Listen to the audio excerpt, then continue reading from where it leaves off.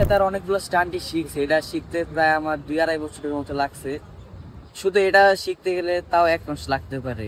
তো আমি অনেকগুলো একসাথে শিখছি, তার জন্য আমার প্রায় সব মিলে 2-2.5 বছর। এইটা 2-2.5 বছর লাগছে। রেগুলার প্র্যাকটিস করা হয়? জি, রেগুলার প্র্যাকটিস। কোন টাইমে? এই বিকাল টাইমে যখন খেলার টাইমটা হয়তো। আচ্ছা, খেলার টাইমটাতে প্রত্যেকদিন প্র্যাকটিস করা হয়।